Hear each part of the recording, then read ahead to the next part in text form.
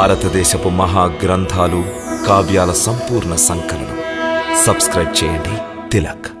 కర్తవ్యం ఇది. సింహాసనాన్ని అధిష్ఠించబోతున్న రాజుకు తన అనుభవాన్ని అవగతం చెయ్యాలి.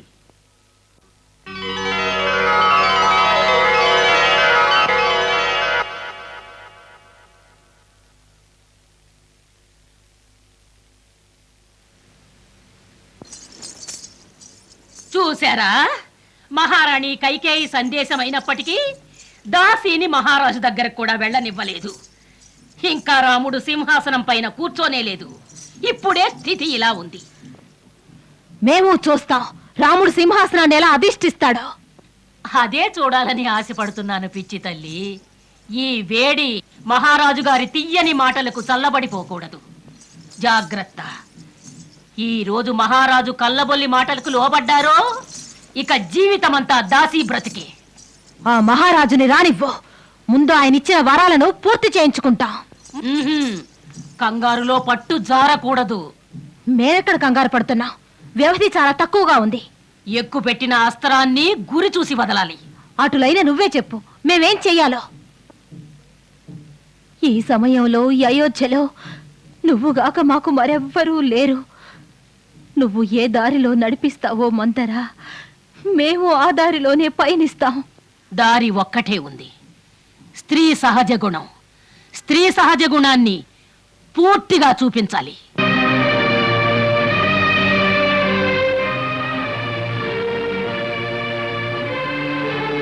మొట్టమొదట మీ సర్వాలంకారాలు తీసి అవతల పారయ్యాలి. తీసేయండి నగలన్నీ. తిన్నగా అలక మందిరానికి వెళ్ళండి. గిజగిజ కొట్టుకోవాలి నీటిలోంచి బయటకొచ్చిన చేపల. బాగా ఏడ్చినట్టుండాలి మీ కళ్ళు. నిజానికది మొసలి కన్నీరే కావచ్చు. తర్వాత ఏం జరుగుతుంది? తర్వాత మిమ్మల్ని ఆ పరిస్థితిలో చూసి మహారాజులు నిశ్చేష్టులవుతారు. వారు తమరిని వేడుకుంటారు, కాళ్ళు పట్టుకుంటారు. రాణి, ఎందుకిలా ఉన్నారు? ఈ దుస్థితి ఎందుకు కలిగింది? మా ప్రియాతి ప్రియమైన మహారాణి, మాట్లాడండి. కానీ జాగ్రత్త, మాట్లాడకూడదు. కన్నీరు ఒలికిస్తూనే ఉండాలి. కుమిలి కుమిలి మీరు ఏడుస్తూనే ఉండాలి. స్త్రీ సహజ గుణాన్ని పూర్తిగా చూపించాలి.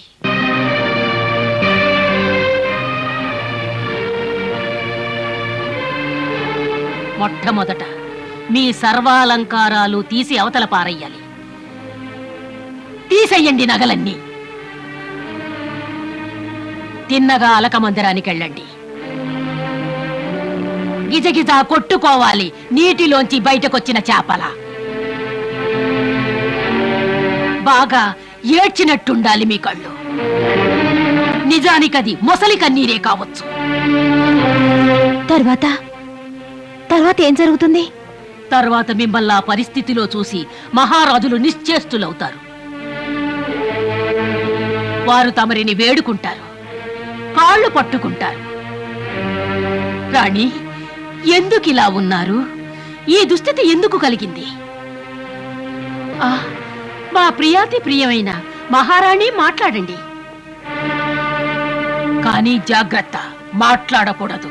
కన్నీరు ఒలికిస్తూనే ఉండాలి. కుమిలి కుమిలి మీరు ఏడుస్తూనే ఉండాలి. కానీ ప్రాణనాథుని ఏ మాటకు సమాధానం ఇవ్వకూడదు. మరి ఆ 2 వరాలు ఎప్పుడు కోరుకోవాలి? అదే చెప్తున్నానుగా, మరీ అంత తొందరపడితే ఎలా?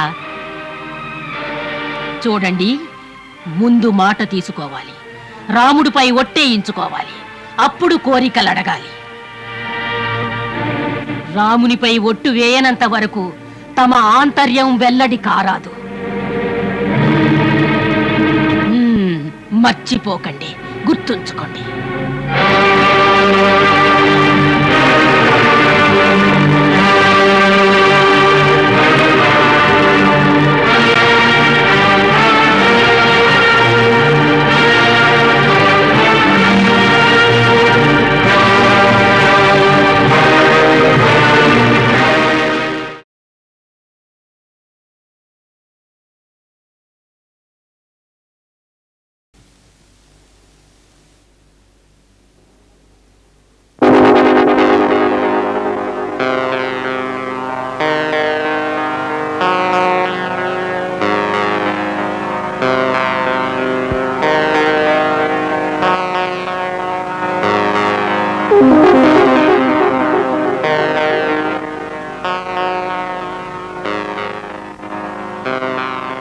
దేవి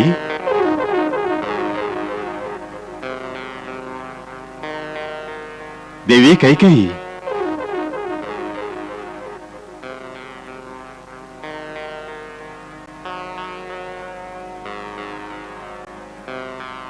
ఏం జరిగింది? మాట్లాడండి. ఏమిటి సంగతి?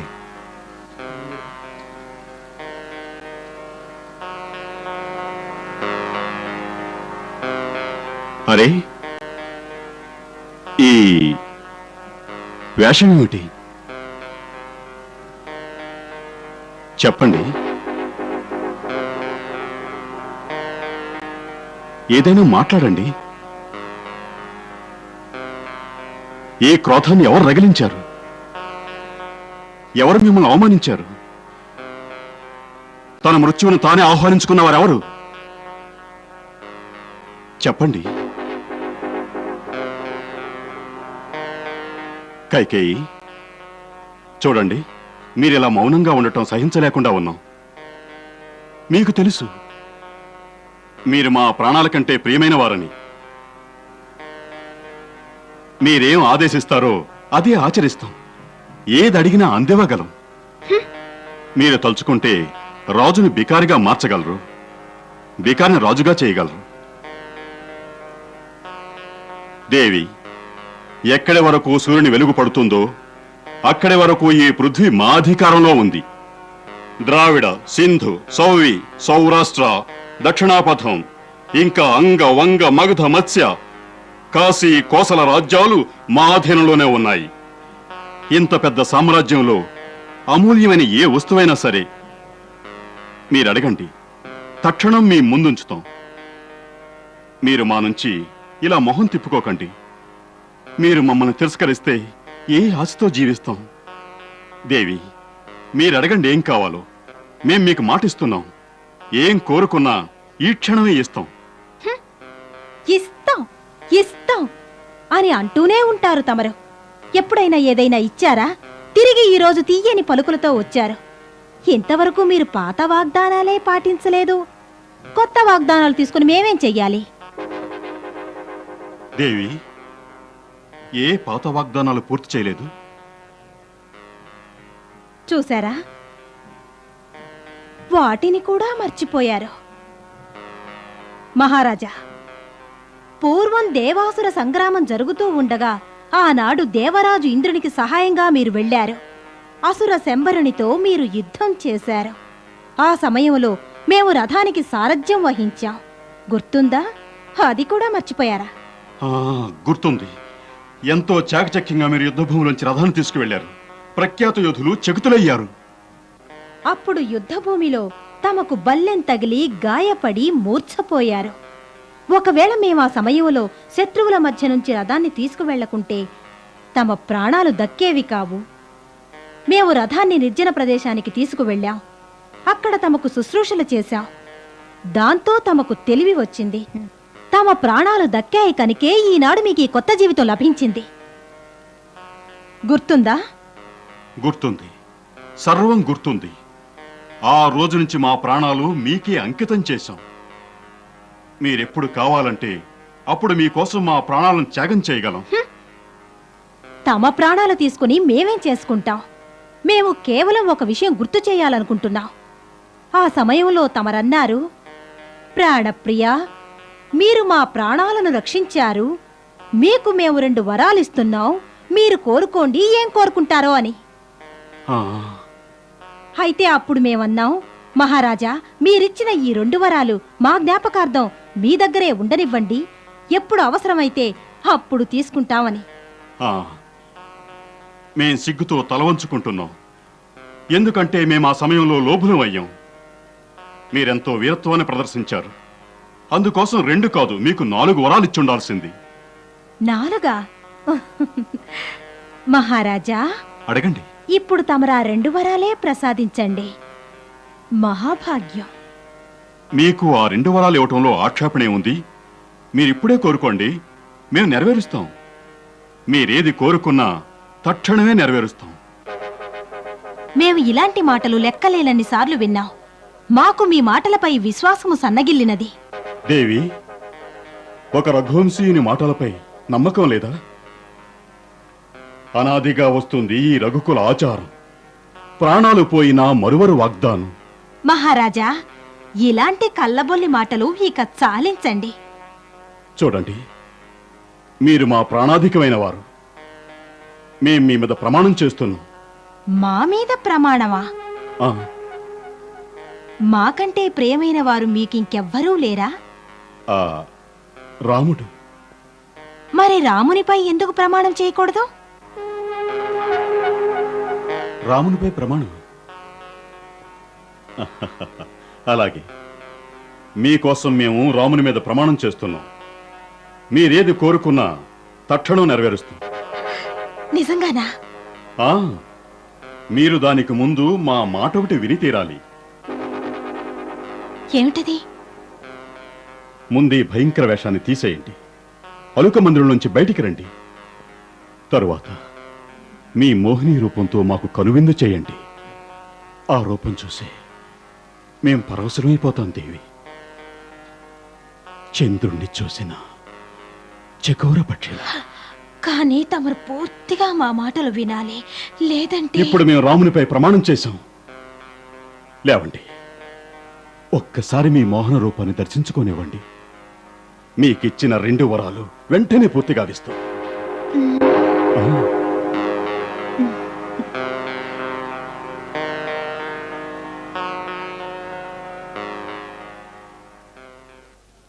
ఇక మేము తీరిక లేకుండా పనిచేయాల్సి ఉంటుంది. రోజుల తరబడి మిమ్మల్ని కలుసుకోలేకపోవచ్చు. రాజ్యానికి సంబంధించి అన్ని పనులు మేమే చూసుకోవాలి. ఇంతటి చింతన మహారాజు గారికి కూడా ఉండదు. ఉండనే కూడదు. మేముండగా వారికెందుకు ఆ చింతన? మేముండి ఏం లాభం? రాజుగారికి ఎన్నో బాధ్యతలు ఉంటాయి. వాటిని తగ్గించడమే మా కర్తవ్యం. సైనికుడి బాధ్యత, సేవకుడి ధర్మం. దేశ భవితవ్యం కోసం ఒక్కో క్షేత్రంలో చురుగ్గా పనిచేయాల్సి ఉంటుంది. మీరు ఒక క్షేత్రాన్ని పూర్తిగా మర్చిపోతున్నారు. ఊర్మిళ, మీరు మా హృదయంలో వ్యాపించిన వెలుగు, మా ప్రేరణ. మాటలు వల్లించటంలో నేర్పర్లే. చూడండి ప్రియ, సోదరులు భరతులు, శత్రుఘ్నులు ఉంటే వారిపై కొంత భారం ఉండేది. మాతా కైకేయి గారిని అడుగుతాం రేపే వారిని పిలిపించమని. దీనివల్ల మేము మీకోసం కొంత సమయాన్ని కేటాయించగలం.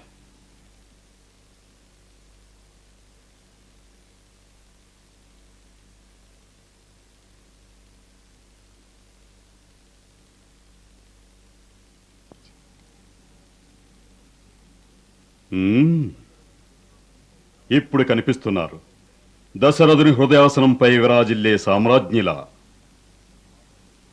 రండి, మా ప్రక్కన కూర్చోండి. విన్నారా?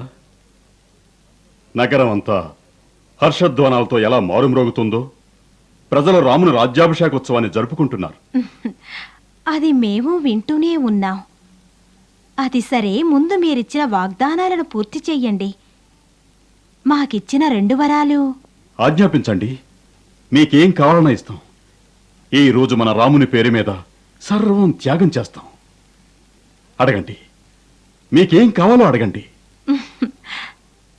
మాకు ఎక్కువ వద్దు. మాకిచ్చిన 2 వరాలు చాలు. ముందు ఇది అడగనా లేక ఇది అడగనా? ఏది కావాలో అదే అడగండి.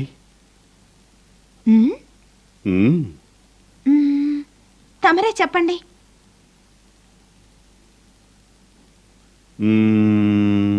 ఇది ఇది కోరుకోండి. కోరుకోనా?